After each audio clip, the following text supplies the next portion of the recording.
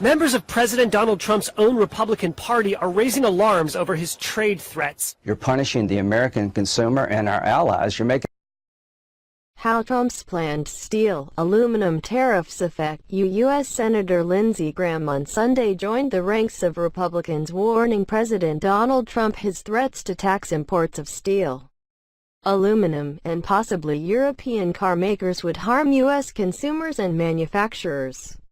Video provided by Reuters News. Look, last week, President Trump said he would impose a 25% tariff, or tax, on steel imports and 10% on aluminum, sparking a big sell-off in stocks. The stock market drop reflected a bigger concern: a possible trade war if other countries hit by the tariffs imposed tariffs in retaliation, sparking a back and forth of rising tariffs that hurt the growth of economies. Here is a breakdown of what it all means. Why does Trump plan to impose tariffs? For years, China has been accused of selling steel and aluminum in the U.S.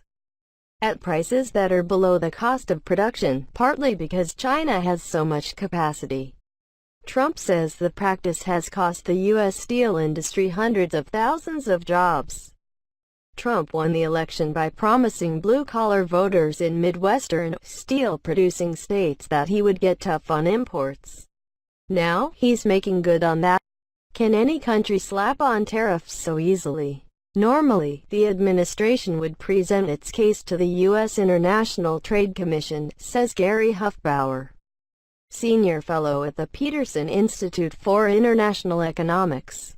Trump, however, invoked a rarely used provision of the Trade Expansion Act to argue that the steel and aluminum imports pose a national security threat.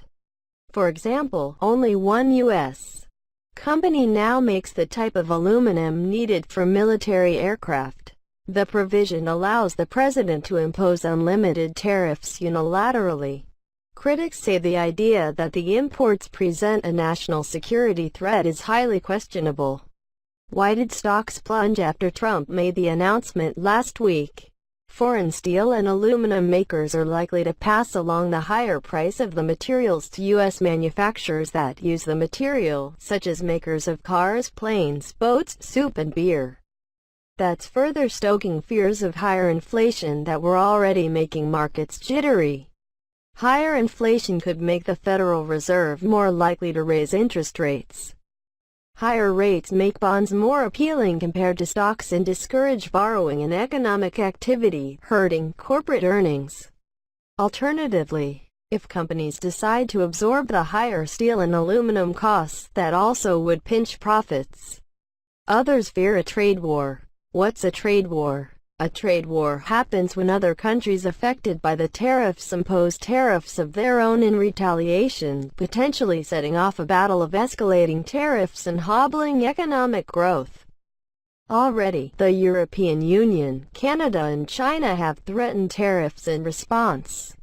That would hurt the makers of a wide variety of U.S. exports, including beef, corn, pork, cars and motorcycles. Trump, in turn, said he would then hit European cars with tariffs. What does the Trump administration say about the fears?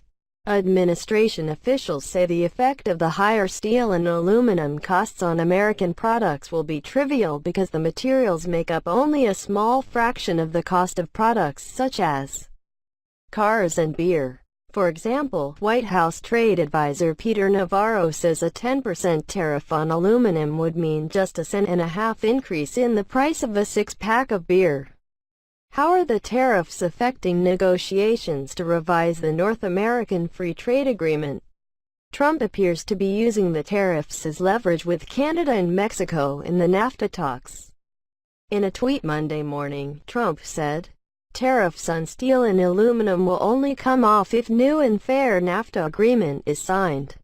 His tweet suggests that the administration may be open to modifying the sweeping tariffs to exempt certain countries, a move that would limit the economic damage. To President Donald Trump was defiant Friday as he faced a global backlash over his plan to slap tariffs on steel and aluminum imports. He tweeted, "When a country, USA, is losing many billions of dollars on trade with virtually every country it does business with, trade wars are good and easy to win." Earlier, the European Union pledged firm countermeasures. German government spokesman Stefan Siebert. The German government rejects such tariffs. These tariffs would considerably damage the international trade flow of our aluminum and steel industry. In Asia, China urged Trump to show restraint, and Japanese steelmakers expressed concern. Nippon Steel and Sumitomo Metal President Kosei Shindo. I'm worried that steel products, shut out by the U.S., may head to Asia and lower steel prices. Canada, the largest supplier of steel and aluminum to the U.S., said it would retaliate against any tariffs. Wall Street felt another blow Friday, plunging at the market open on fears of a global trade war.